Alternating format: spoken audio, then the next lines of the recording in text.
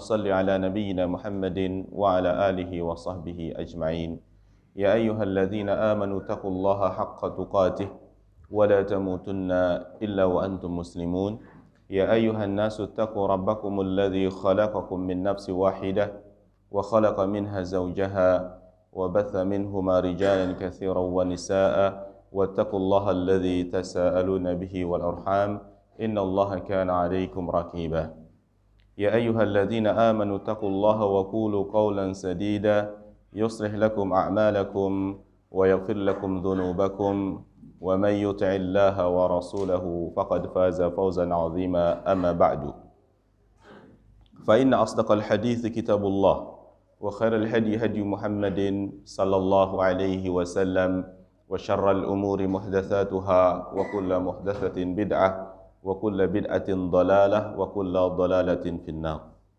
Ikhwan wa akhwati rahimani wa rahimakumullah. Alhamdulillah, kita lanjutkan pembahasan kitab Riyadhus Shalihin yang disusun oleh Imam Abu Zakaria Yahya bin Sharaf An-Nawawi rahimahullah. Kita telah masuk kepada bab bayan kasrati turukil khair, penjelasan tentang banyaknya jalan kebaikan. Sudah kita bahas pada pertemuan yang lalu tentang muqaddimah dan satu buah hadis. Adapun pada kesempatan pagi kali ini kita akan bahas hadis berikutnya yang dibawakan oleh Imam Nawawi rahimahullahu taala, yaitu hadis yang kedua di dalam bab ini, yaitu hadis nomor 118.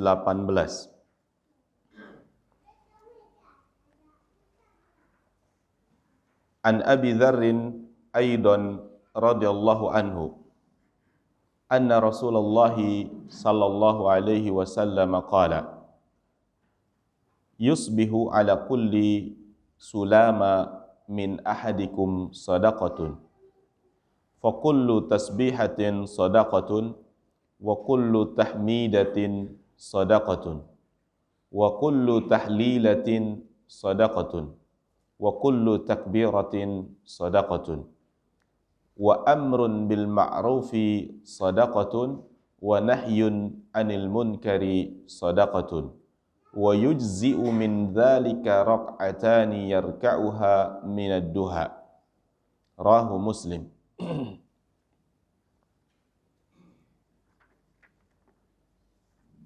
Hadis ini dikeluarkan oleh Imam Muslim di dalam kitab salatnya orang-orang musafir dan mengqasarnya, di bab istihbabu salatid duha, disunnahkan salat duha.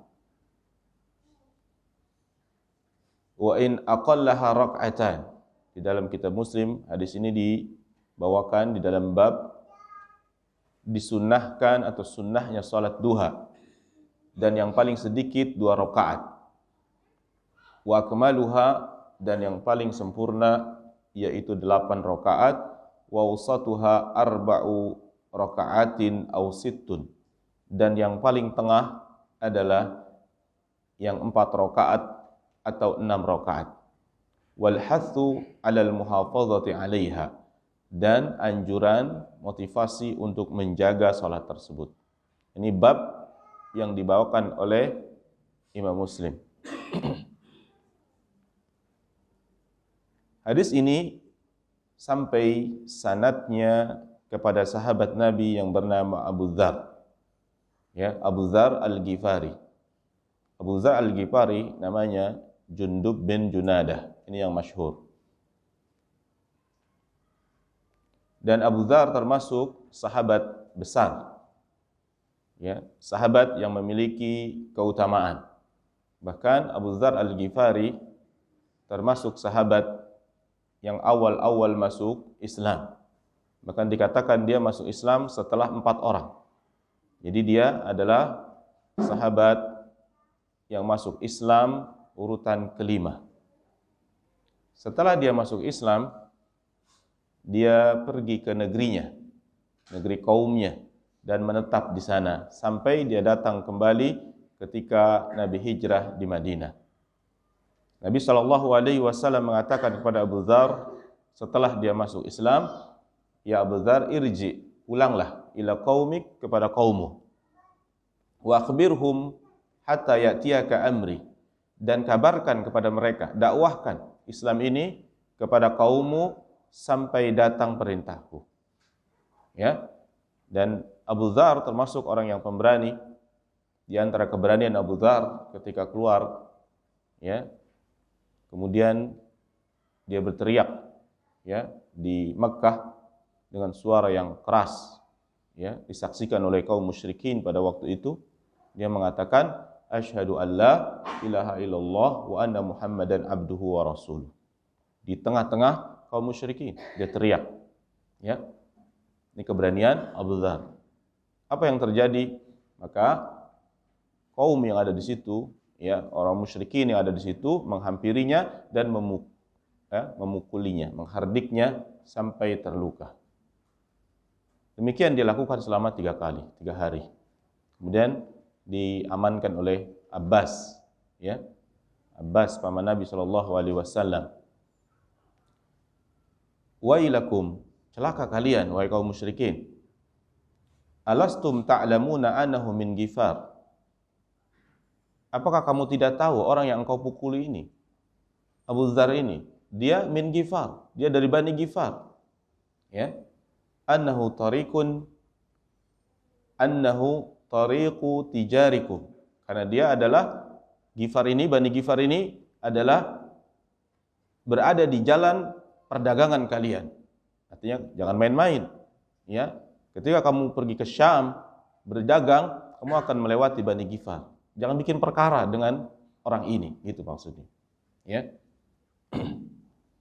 Dan Abu Dzar Al-Ghifari dikatakan oleh Nabi SAW, Abu Dzar fi ummati ala zuhdi Isa ibni Maryam. Ya, Abu Dzar ini, kata Nabi SAW, dia adalah orang yang zuhud, ya, orang yang zuhud dari umatku ini, ya, seperti zuhudnya Isa ibni Maryam, ya, karena dia terkenal zuhud, ya, Abu Dzar Al-Ghifari. Karena Abu Dzar Al-Ghifari meninggal di suatu tempat dia sendiri, di Robazah dia meninggal, ya, dia zuhud. Dan yang dimaksud dengan zuhud ini bukan berarti meninggalkan dunia sama sekali, tapi dimaksud dengan zuhud sebagaimana dikatakan oleh Ibnul Qayyim rahimahullah, laisa zuhdu an tatruka dunya fi yadika wa hiya fi qalbik. Bukanlah zuhud itu engkau meninggalkan dunia di tanganmu, tapi engkau menempatkannya di hatimu. Engkau meninggalkan kemewahan, engkau memakai pakaian yang lusuh, compang-camping, ya, meninggalkan dunia itu semua dari tanganmu. Tetapi dunia itu masih nempel di hatimu. Karena engkau melakukan itu ingin dipuji, ingin biar orang mengatakan engkau adalah ahli zuhud. Dunia, pujian. Ini bukan zuhud. Wa innama zuhdu, adapun zuhud, an tatruka dunya min qalbika wa hiya fi yadik. Adapun yang dimaksud dengan zuhud adalah engkau meninggalkan dunia di hatimu, meskipun dunia itu ada di tanganmu. Jadi kata Ibnu Qayyim rahimahullah, zuhud itu potretnya bukan masalah kaya dan miskin, tetapi patokannya adalah hatinya. Apakah hatinya bergantung kepada dunia ataukah bergantung kepada akhirat? Meskipun dia punya segalanya dari dunia ini, tapi sebatas di tangannya, tidak masuk ke hatinya, tidak menguasai hatinya, tidak menguasai ibadahnya. Bahkan harta itu dikuasainya, diinfakkan, ya, seperti ulama salaf terdahulu, ya, seperti Nabi SAW juga orang yang zuhud. Abu Bakar, Umar, Utsman dan sahabat-sahabat yang lain adalah orang yang zuhud, tapi mereka juga memiliki harta, ya. Nabi kita yang mulia alaihi salatu wassalam bukan orang miskin. Ya, tapi dia orang yang kaya. Karena Nabi kita yang mulia alaihi salatu wassalam dalam sirahnya dikatakan pernah berkurban 100 ekor unta. Apakah ini orang miskin? Bahkan ketika maharnya Rasul sallallahu alaihi wasallam kepada Khadijah dikatakan 100 ekor unta. Ini kaya raya. Ya. Tapi hartanya habis untuk dakwah, untuk agama. Ya, demikian juga sahabat-sahabat yang lainnya. Dan yang paling zuhud, ya, kata Nabi sallallahu alaihi wasallam pada umatku ini adalah Abu Dzar Al-Ghifari. Kemudian juga Abu Dzar sebagaimana disabdakan oleh Nabi sallallahu alaihi wasallam di antara keutamaan Abu Dzar, yarhamullahu Abu Dzar, semoga Allah menyayangi Abu Dzar, yamshi wahdah wa yamutu wahdah wa yuhsyar wahdah. Dia berjalan sendirian. Ya, kenapa dikatakan jalan bersendirian? Karena dia ma'ruf, terkenal ketika perang Tabuk dia ketinggalan. Ya, kaum muslimin sudah berjalan setengah perjalanan. Maka datang dari kejauhan seorang laki-laki, ya. Lambat jalannya, ya, karena dia memikul beban, bawa barang-barang. Kata Rasul, sepertinya dia Abu Dzar.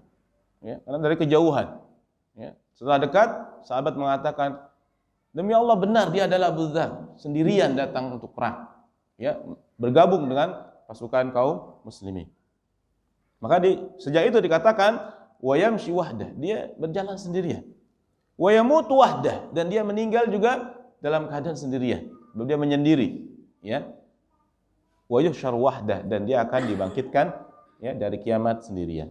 Ya, tuwfiya Abu Dzar bin Rabadzah, dan Abu Dzar meninggal di daerah yang bernama Rabadzah, ya, dan disalatkan oleh Abdullah bin Mas'ud. Ini tentang sahabat yang meriwayatkan hadis ini, ya, an Abi Dzar, sebab hadis-hadis berkaitan dengan ibadah di dalam bab ini, ya, keutamaan-keutamaan ibadah banyak diriwayatkan dari Abu Dzar. Bahkan dalam bab ini hadis ke-1 sampai hadis ke-4 dibawakan dari jalur Abu Dzar Al-Ghifari. Anna Rasulullah sallallahu alaihi wasallam qala, bahwasanya Rasul sallallahu alaihi wasallam bersabda, yusbihu ala kulli sulama min ahadikum sadaqatun.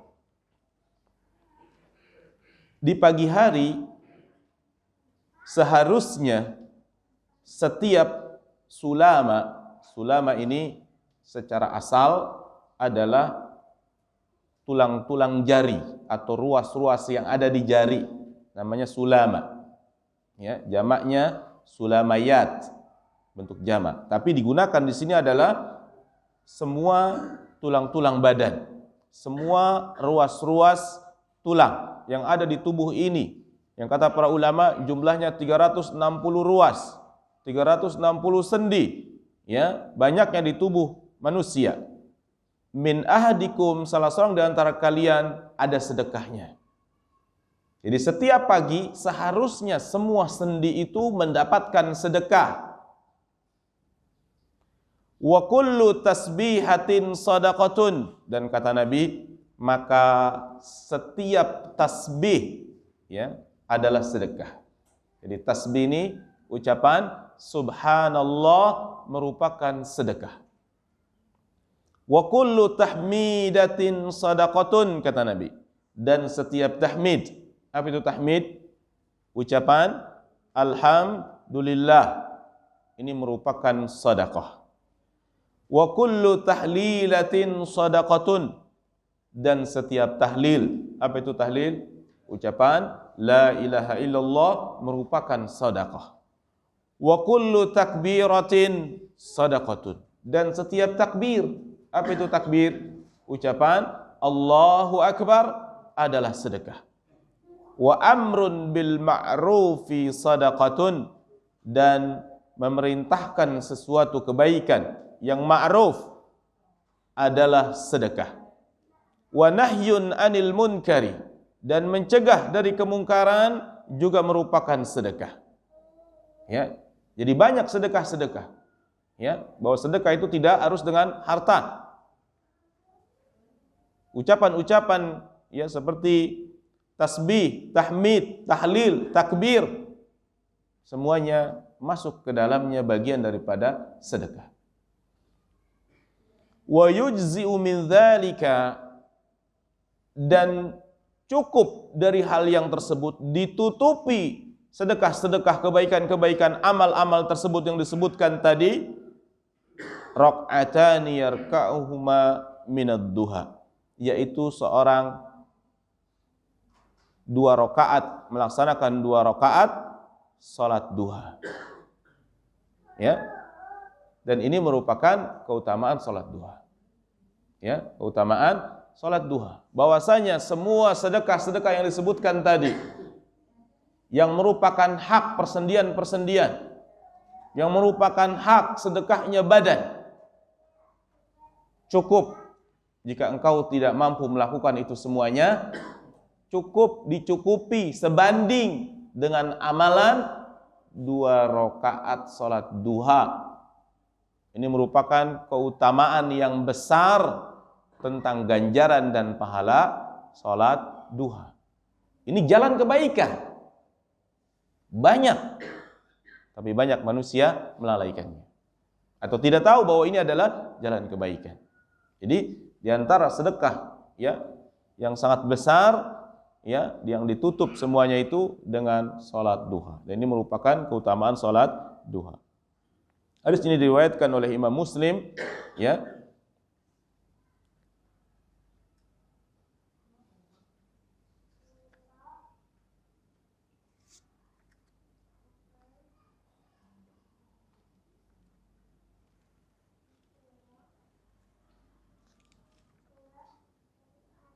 Adapun fawaid dari hadis ini, yang pertama, seyogianya memperbanyak sedekah. Memperbanyak sedekah. Karena Nabi mengatakan di sini tahlil, tahmid, ya, tasbih merupakan sedekah. Dan ini kita disuruh memperbanyak sedekah sebagai ungkapan rasa syukur kepada Allah atas kesehatan dan tercegahnya bala, penyakit-penyakit. Maka kita disuruh bersedekah. Ya, dan sedekah itu tidak mesti dengan uang, tidak mesti dengan harta. Sebab kalimat-kalimat thayyibah, ya, zikir, tasbih merupakan sedekah di sisi Allah Subhanahu wa taala. Hadis ini juga menunjukkan banyaknya jalan kebaikan. Banyaknya jalan kebaikan. Ya, jadi jangan merasa kita sulit untuk amal apa yang harus kita lakukan. Banyak, terbentang luas. Ya, sampai-sampai hal yang mudah buat kita. Ya, tasbih mudah, takbir, tahlil, tahmid, perbanyak amalan-amalan ini. Ya. Dan ini juga bagian daripada sedekah. Ya, dan disuruh kita untuk muhafadzah, menjaga zikir-zikir ini di setiap hari. Ya, di setiap hari. Karena ini merupakan sedekahnya badan. Karena badan kita ruasnya ada 360. Ini perlu disedekahkan. Ya, di antara sedekahnya adalah ya tasbih, tahlil, tahmid, ya, takbir dan seterusnya. Termasuk juga amar ma'ruf dan nahi munkar. Kemudian yang ketiga, hadis ini dijadikan oleh para ulama menunjukkan bahwasanya besarnya keutamaan salat duha. Keutamaan salat duha. Di antara keutamaan yang lain tentang salat duha yang disebutkan dari Abu Hurairah, semoga Allah meridai beliau, dia berkata, "Ausani khalili bitsalath." Kekasihku mewasiatkan kepadaku dengan 3 perkara. Jadi maksudnya Nabi Muhammad SAW mewasiatkan kepada Abu Hurairah 3 perkara. Nasihat yang pertama, wasiat yang pertama, siyamu tsalatsah. Ya. Siyamu tsalatsati ayyamin kulli syahrin. yaitu puasa 3 hari di setiap bulan. Ya, Ayyamul Bid. Kemudian wa raka'atai duha, dan wasiatnya 2 rakaat salat duha. Kemudian wa an utira qabla an arkuda, yaitu aku salat witir sebelum aku tidur. Jadi ada 3 wasiat Nabi kepada Abu Hurairah. Pertama, disuruh puasa 3 hari dalam sebulan. Kemudian salat duha dan salat witir sebelum tidur.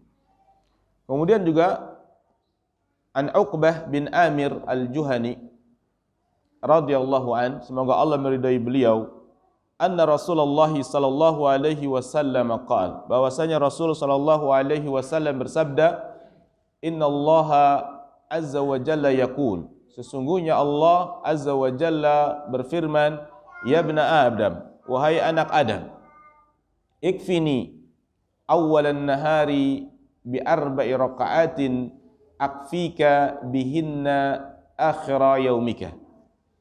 Wahai anak Adam, cukuplah bagiku, cukupkan aku di awal siang, ya, awal siang waktu duha dengan 4 rakaat salat duha maksudnya. Maka aku akan mencukupkan dirimu, kebutuhanmu, ya, dengan salat tersebut di akhir hari-harimu, di akhir harimu, artinya sampai akhir, ya, terbenam matahari.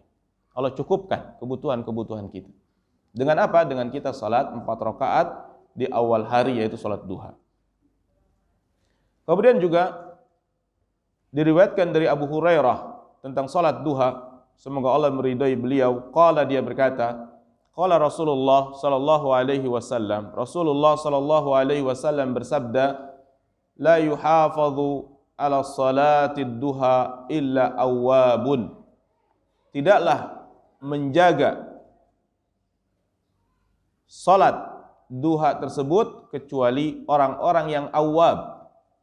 Awwab ini dikatakan wahya salatul awwabin, dan salat ini disebut dengan salat awwabin. Jadi dari hadis ini yang dimaksud dengan salat awwabin adalah salat duha. Ya, awwabin maknanya adalah orang yang kembali di dalam ketaatan. Orang yang bersegera di dalam ketaatan, kembali dia dalam ketaatan, namanya awwabi. Ini salatnya orang-orang yang awabin. Kenapa? Karena waktu tersebut adalah waktu di mana manusia lalai. Dan dia kembali kepada Allah, taat dengan melaksanakan salat duha. Maka dikatakan dia adalah awwab, orang yang awwabin. Ya. Dan salat duha waktunya dikatakan oleh para ulama dimulai irtifa'is syams qadra ramhin. Tingginya matahari dari terbit matahari, kemudian dia naik sekedar 1 tombak, ya, sekitar 1 tombak, ya, di ufuk kelihatan kurang lebih tingginya 1 tombak, ya, setelah terbit matahari. Maka ini waktu duha, dan berakhir masuknya waktu yang dibenci, yaitu sebelum zawal. Sebentar lagi sebelum zawal, kurang lebih 10 menit sebelum zawal. Jadi zawal ini tergelincir matahari, matahari di tengah. Sebelum di tengah, ya, sebelum tergelincir, maka sudah habis waktu duha. Dengan kata lain, waktu duha berakhir dengan berakhirnya waktu masuknya waktu salat zuhur. Ya, sebelum waktu zuhur kurang lebih 10 menit, maka habislah waktu salat duha. Tetapi yang paling afdal, ya, apakah di pagi hari ataukah di tengah-tengah atau di siang hari? Maka para ulama mengatakan fal afdal an takuna akhiraha, bahwasanya salat duha ini yang paling afdal dilakukan di akhirnya, ya, karena Rasul sallallahu alaihi wasallam mengatakan anna Rasulullah sallallahu alaihi wasallam qala, bahwasanya Rasul sallallahu alaihi wasallam bersabda, salatul awwabin hina tarmadha al-fisal. Salat awabin yang paling afdal adalah ketika tarmadha. Tarmadha ini memanas, ya, Ramadan, membara. Apa yang maksud dengan membara? Tanah sudah membara, pasir-pasir kerikil sudah membara. Maksudnya apa? Sudah panas. Al-fisal. Al-fisal ini anak onta. Ya, jadi anak onta kalau pagi-pagi dia berlari-larian, ya. Tapi kalau sudah panas pasirnya, ya, kalau sudah terik mataharinya, maka kuku-kukunya merasa panas dan dia akhirnya berderum, tidak lari-larian, istirahat dia. Nah, ketika saat itulah saat yang paling utama salat duha. Jadi intinya salat duha yang paling utama adalah di akhir ketika terik matahari. Tapi sebelum ya tergelincirnya matahari. Ya, sekitar jam 10, jam 11. Maka ini adalah waktu-waktu yang paling utama untuk melaksanakan salat duha. Dan rakaatnya bisa 2, bisa 4, bisa 6 dan bisa 8. Ya.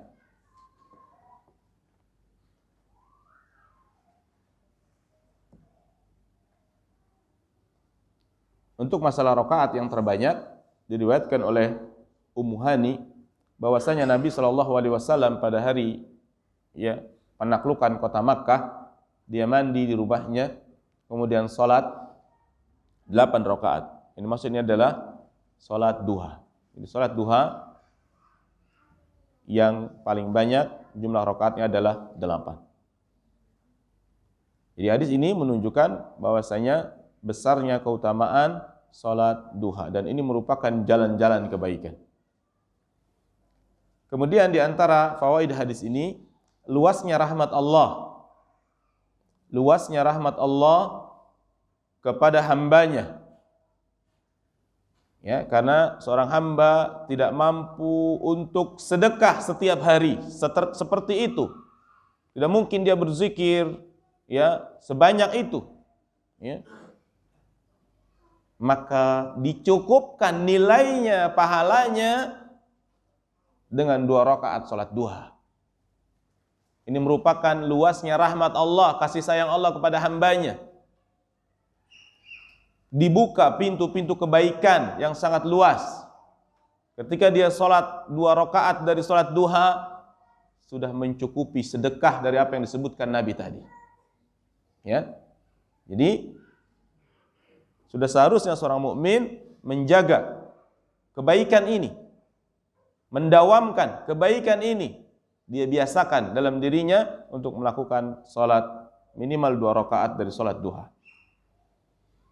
Ikhwan wa akhwat fid din rahimani wa rahimakumullah, kita lanjutkan hadis berikutnya, yaitu hadis yang ketiga juga dari Abu Dzar radhiyallahu anhu, qala, dia berkata, qala an-nabiy sallallahu alaihi wasallam, berkata Nabi sallallahu alaihi wasallam, uridat alayya a'malu ummati hasanuha wa sayyi'uha fawajadtu fi mahasini a'maliha al-adha yumatu 'anil tariq wa wajadtu fi masawi a'maliha an-nukha'atu takunu fil masjidi la tudfanu. Rawahu Muslim.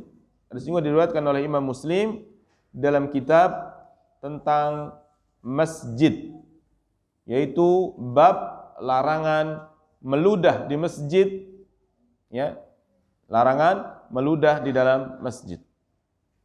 Uridat alayya a'malu ummati. Kata Nabi SAW, uridat, dibentangkan kepadaku, ditampakkan kepadaku, diperlihatkan kepadaku, a'malu ummati, amal-amal dari umatku, hasanuha wa sayyi'uha, yang baiknya dan juga yang buruknya ditampakkan. Ini yang baik, ini yang buruk. Fawajadtu, maka aku mendapati di antara amal-amal yang baik dari umatku itu adalah al-adza yumatu 'anil thariq, suatu gangguan yang dihilangkan dari jalan. Hal yang remeh, hal yang kecil, ini merupakan kebaikan. Al-adza yumatu 'anil thariq, yaitu gangguan yang dihilangkan dari jalan. Ini diantara kebaikan amal umatku. Artinya apa? Ini merupakan jalan kebaikan, ini mendapatkan pahala, ini mendapatkan ganjaran.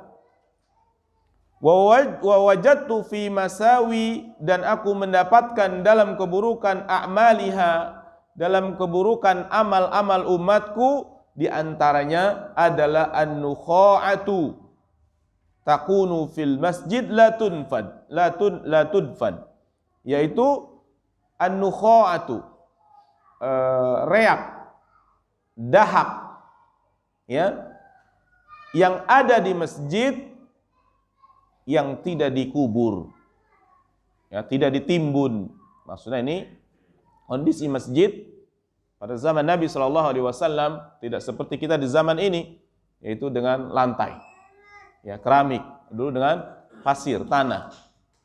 Maka di antara hal yang buruk dari amal umatku itu adalah dia berludah atau bereak atau mengeluarkan dahak, dia keluarkan di masjid kemudian tidak dikubur. Ya, kalau zaman kita tidak dibersihkan, tidak dicuci atau tidak dipel, maka ini merupakan hal yang menjijikan dan ini merupakan amal yang buruk. Oleh karena itu dihilangkan, ya, keburukan ini dihilangkan. Maka ikhwan fiddin rahimani wa rahimakumullah, hadis ini menunjukkan kepada kita perhatiannya Allah Subhanahu wa taala terhadap amal-amal umatnya, amal-amal hambanya. Bahwasanya Allah, ya, menjadikan amalan baik itu banyak sekali jalannya. Di antaranya membuang gangguan.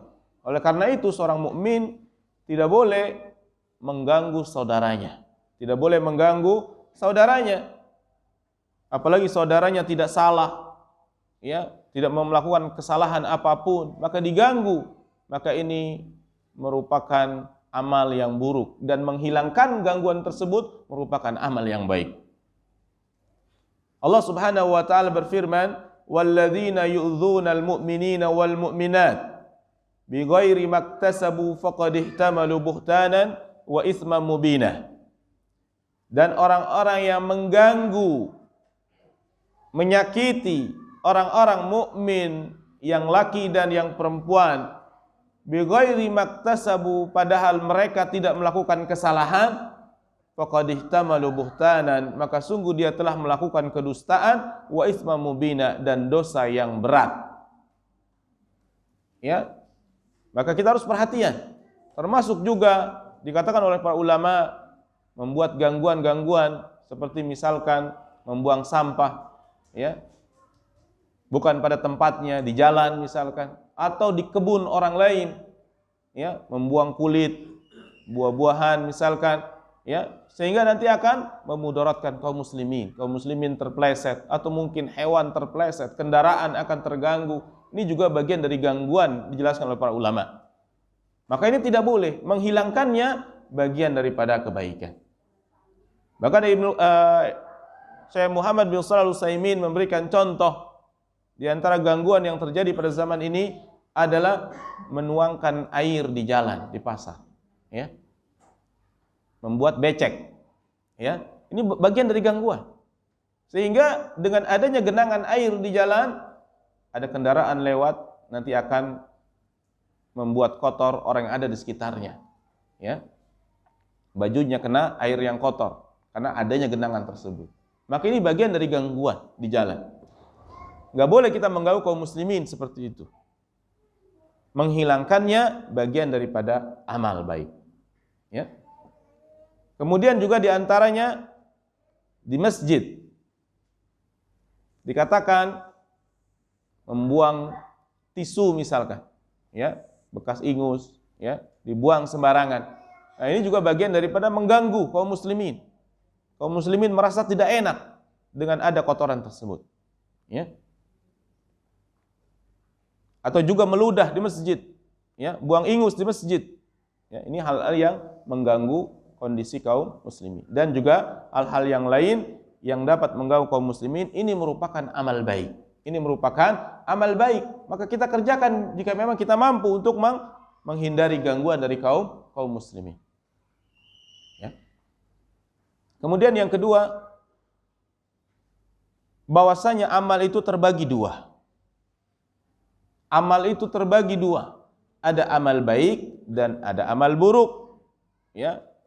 Karena Nabi yang mengatakan bahwasanya dibentangkan kepadaku amal umatku, yang baiknya dan yang buruknya. Jadi amal itu ada amal baik dan ada amal buruk di sisi Allah Subhanahu wa taala.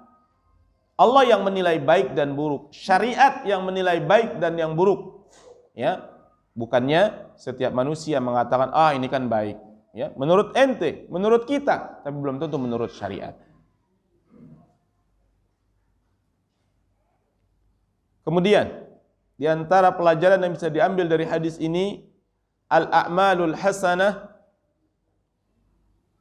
amal-amal yang baik adalah setiap amal yang padanya ada nilai kebaikan.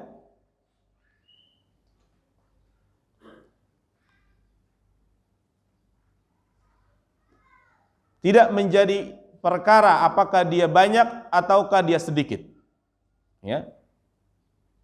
Dan sebaliknya, as-sayyi'ah, amalan buruk yang ada padanya keburukan, meskipun dia banyak atau sedikit.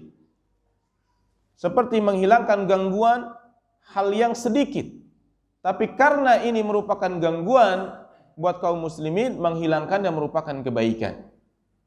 Dinilai di sisi Allah Subhanahu wa taala, bahkan ini merupakan bagian daripada iman. Ya, karena al-iman bid'un wa sab'una syu'bah. Iman itu ada 70-an cabang. Ya. Wa a'laha qaul la ilaha illallah. Dan yang paling tinggi cabangnya adalah qaul, perkataan la ilaha illallah. Wa adnaha, dan yang paling rendah imatatul aza anit tariq, yaitu menghilangkan gangguan dari jalan, mengganggu kaum muslimin, yaitu menghilangkan duri, batu yang mengganggu kaum muslimin. Ini bagian daripada, ya, cabang daripada iman. Wal haya'u syu'batun minal iman, dan malu itu juga bagian atau cabang daripada iman. Ini jangan dikatakan iman itu hanya qaul la ilaha illallah, ya, karena konsekuensi daripada iman, cabang daripada iman, ya, banyak sekali. Kemudian hadis ini juga menjadikan anjuran seyogianya untuk memperbanyak amal kebaikan. Memperbanyak amal kebaikan. Meskipun dalam kondisi tertentu manusia menganggapnya remeh. Manusia menganggapnya sesuatu yang remeh. Tapi seorang yang berilmu mengetahui ini punya nilai. Ini punya poin pahala. Maka dia amalkan sebagai tabungan di akhirat, sebagai pemberat timbangannya di akhirat. Ini seorang mukmin yang memiliki ilmu. Dan juga menjadikan anjuran kepada kita sebagai kaum muslimin untuk hidup harus bermanfaat, harus melakukan sesuatu yang bermanfaat buat kaum muslimin, ya, yang mendatangkan maslahat dan menjauhkan dari setiap apa yang memudaratkan kaum muslimin.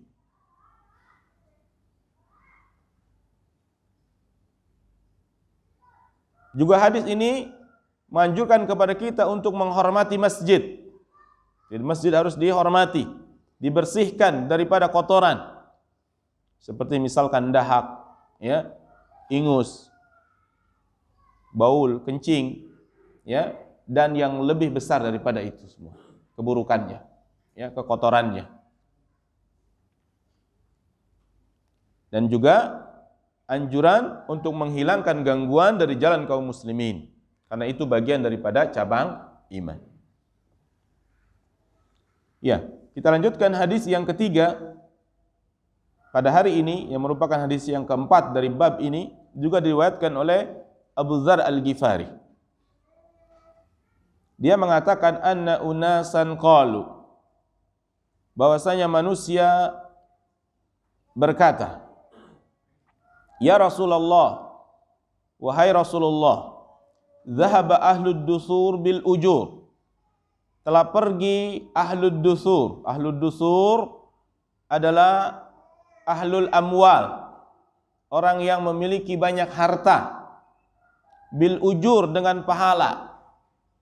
Ya, manusia ini mengeluh kepada Nabi, wahai Rasulullah, dia ini orang kaya, dia pergi dengan pahala segunung. Karena apa? Dia orang kaya, sedekahnya banyak. Ya, dia mengeluh kepada Nabi. Ya, tentu yang mengeluh ini pasti bukan orang kaya berarti.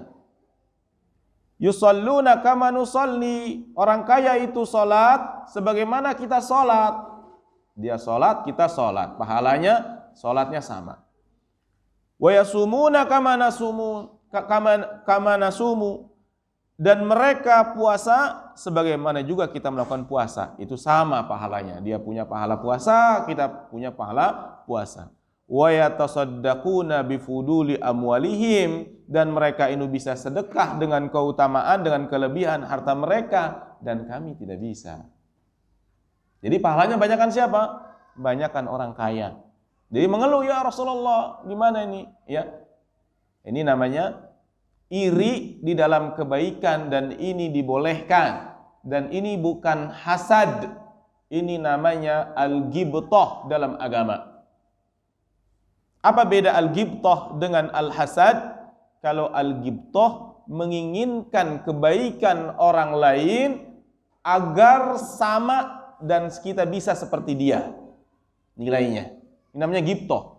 Dia ahli ibadah, pengin saya kayak dia. Dia ahli ilmu, pengin saya kayak dia kebaikannya. Adapun hasad adalah menginginkan kebaikan itu pindah kepada dirinya dan kebaikan orang lain itu hilang. Ini namanya hasad. Ya, saya doain mobilnya hilang, terus saya bisa punya mobil. Ini namanya apa? Hasad apa ghibthah? Hasad. Ya, hasad menginginkan nikmat orang lain hilang. Ini namanya hasad, dan ini tercela. Adapun ghibthah boleh sebagai motivasi. Dia melihat orang lain pahalanya besar. Masya Allah, saya pengen seperti dia. Ini namanya ghibthah, dan ini dibolehkan. Ini dibolehkan tanpa ada perasaan, ya, bahwa nikmat orang lain itu hilang. Dia tidak menginginkan itu. Nah, namanya ghibthah. Qala, maka Nabi bersabda, awalaysa qad ja'alallahu lakum ma tasaddaquna bihi.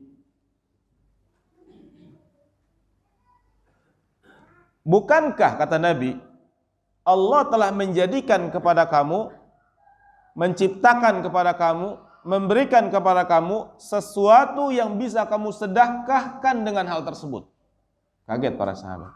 Saya orang miskin, sedekah apa? Tapi bukankah Allah telah menjadikan kepadamu, menyediakan kepadamu sesuatu yang bisa engkau sedekahkan dengan sesuatu itu, sehingga bisa menyamai nilai mereka yang sedekah dengan harta.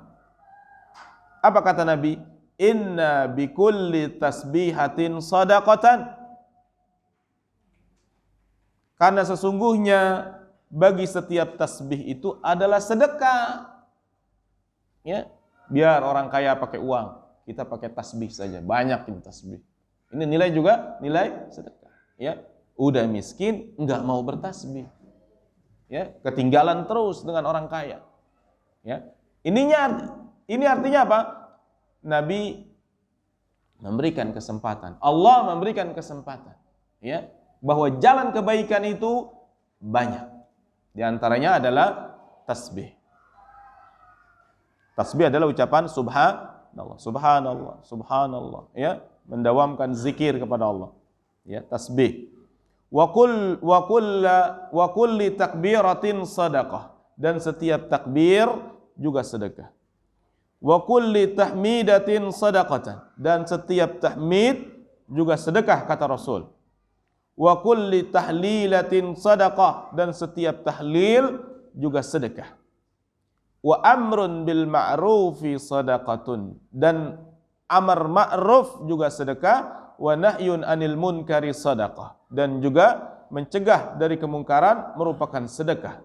Bahkan kata Nabi, wa fi bud'i ahadikum sadaqatun, dan di dalam kemaluan kalian juga ada sedekah. Maksudnya adalah di dalam hubungan suami istri, ya, menyalurkan syahwat pada hal yang halal juga merupakan sedekah. Maka para sahabat berkata, qalu ya Rasulullah, ayati ahaduna syahwatahu wa yakunu lahu fiha ajrun. Wahai Rasulullah, apakah salah seorang di antara kita mendatangi syahwatnya, ya, dan itu mendapatkan pahala? Heran para sahabat, ya, apakah hanya hubungan suami istri itu mendapatkan pahala, padahal kan syahwat itu kan, ya.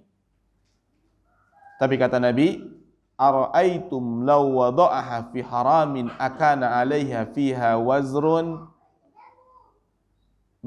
Bukankah seandainya, bagaimana pendapatmu seandainya dia meletakkan kemaluannya, syahwatnya kepada sesuatu yang haram, bukankah itu mendapatkan dosa?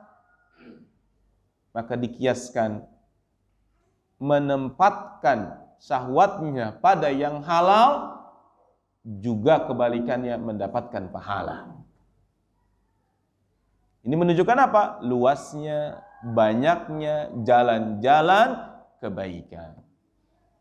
Kalau dia berzina tentu dia akan berdosa, maka dia melampiaskan pada sesuatu yang halal, tentu ini merupakan sedekah. Ini juga hal yang baik, kata Rasul sallallahu alaihi wasallam, dan mendapatkan ganjaran, ya. Fakadzalika idza wada'aha fil halal kana lahu ajrun, kata Nabi, dan demikian juga apabila dia meletakkannya pada sesuatu yang halal, maka dia mendapatkan pahala. Hadis ini juga diriwayatkan oleh Imam Muslim.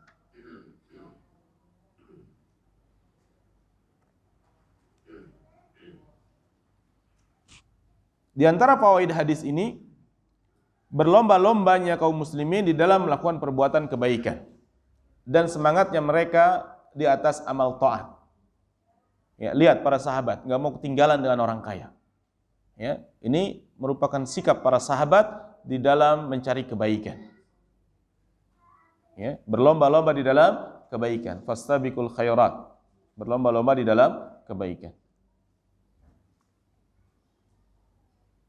Ya, di antaranya juga orang-orang fakir kaum muslimin pada zaman itu, ya, memiliki sifat ghibthah kepada orang-orang yang kaya untuk melakukan kebaikan seperti pahala mereka, tapi dikasih solusi, ya. Kalau kamu tidak memiliki harta, ya tentu sedekahnya dengan tasbih.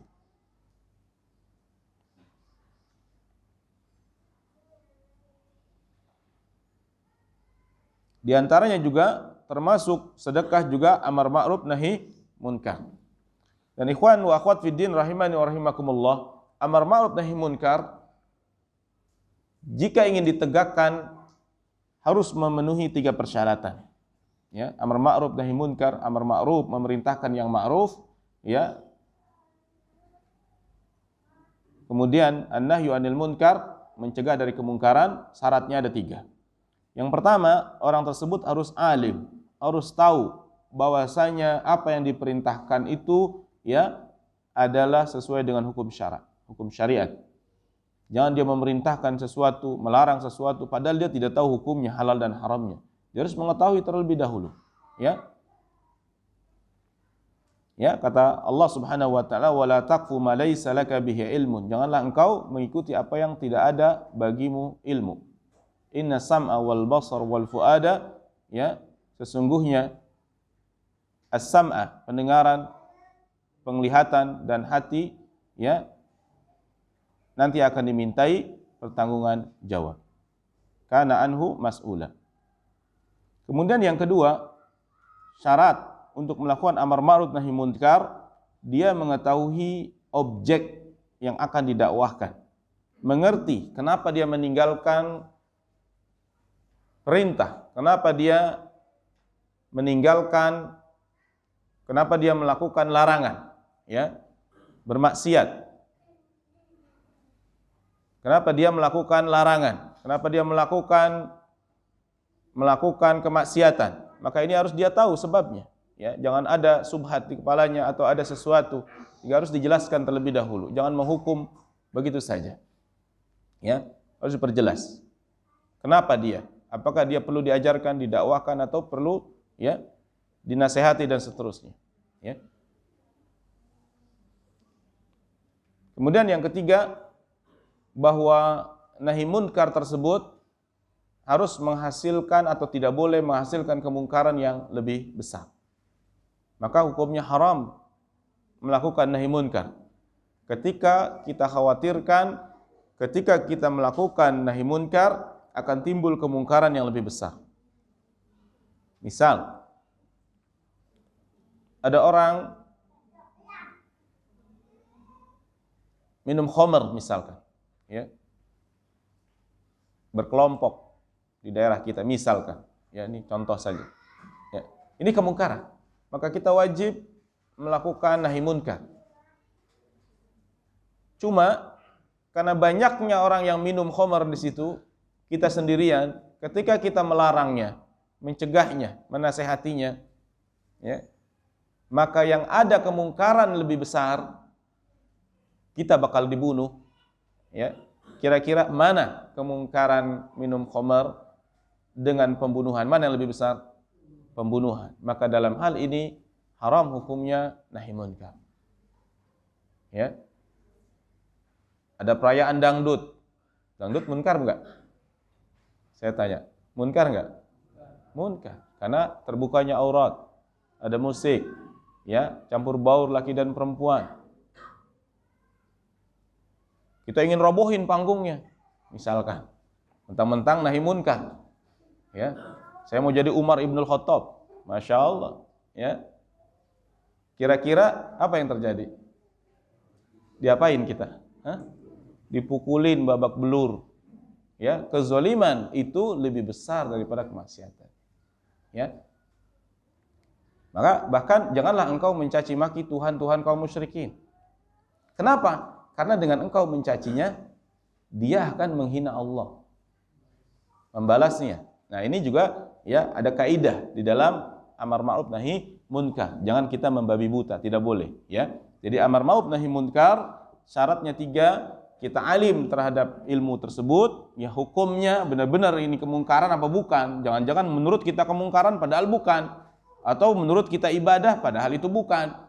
Nah, ini harus tahu dulu hukumnya, dalilnya dari Al-Quran dan Sunnah. Yang kedua, harus tahu keadaan mad'unya, ya. Yang ketiga, ya, harus bahwa nahi munkar itu tidak boleh ketika menghasilkan kemungkaran yang lebih besar. Ya. Hadis yang terakhir mungkin yang kita bahas di sini, ini hadis yang kelima dari jalan Abu Dzar Al-Ghifari. Anhu qala, dari Abu Dzar Al-Ghifari dia berkata, qala li an-nabiyyu sallallahu alaihi wasallam, berkata kepadaku Nabi sallallahu alaihi wasallam, la tahqiranna minal ma'rufi syai'an walau an talqa akhaka biwajhin taliq. Rawahu Muslim. Ya, di sini sangat ma'ruf, ya, terkenal, masyhur, ya, la tahqiranna minal ma'ruf. Kata Nabi, janganlah engkau meremehkan sesuatu yang ma'ruf. Jangan engkau meremehkan sesuatu yang ma'ruf, sesuatu yang kecil, ya. Tapi itu adalah hal yang ma'ruf, kebaikan. Walau antalqa akhaka biwajhin taliq. Meskipun, ini contoh hal yang kecilnya adalah engkau berjumpa dengan saudaramu semuslim dengan wajah yang taliq, wajah yang berseri-seri. Ya. Jangan engkau remehkan. Karena ketika kita menunjukkan wajah yang cerah, wajah yang berseri-seri di hadapan saudara kita seiman, akan memasukkan kebahagiaan di dalam hati saudara kita. Maka ini juga kebaikan. Jangan kita remehkan. Ya, ada tamu datang cemberut. Ya, udah suuzon aja dia nih. Jangan mau minjem utang, minjem duit. Ya, jangan, ya. Kita sudah, ya, bermujalam berbasa basi, ya, mujamalah, ya, menunjukkan wajah yang berseri-seri, ya, dalam rangka ibadah karena Allah, ya, karena Allah mendapatkan memberikan pahala dengan kita menunjukkan muka yang berseri-seri, ya. Ya, meskipun kita sedang ada masalah mungkin di rumah, dia nggak tahu, ya, tunjukkan saja berseri-seri, ya, senyum, ya, bagian daripada sedekah, ya. Jadi kalau kita, ya, tidak diberikan harta yang banyak, kita ditakdirkan menjadi orang yang fakir dan miskin, misalkan, maka setidaknya kita jangan ya menunjukkan muka yang masam. Ya, setidaknya kita bersedekah dari sisi yang ini. Inilah jalan-jalan kebaikan yang dijelaskan oleh Nabi SAW yang dibawakan oleh Imam An-Nawawi rahimahullah. Tentu masih banyak hadis-hadis yang berkaitan dengan masalah ini. Untuk hari ini saya cukupkan sampai sini. Kita tutup dengan doa kafaratul majlis. Subhanakallahumma wa bihamdika asyhadu an la ilaha illa anta astaghfiruka wa atubu ilaik. Assalamualaikum warahmatullahi wabarakatuh.